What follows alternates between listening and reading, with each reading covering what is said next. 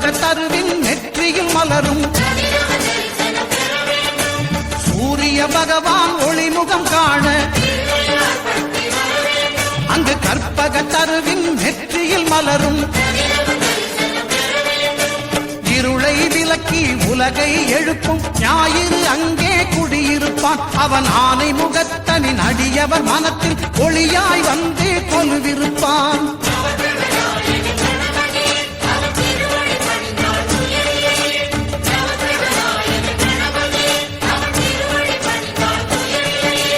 ஒன்பது கோளும் ஒன்றாய் காண அங்கு கற்பகம்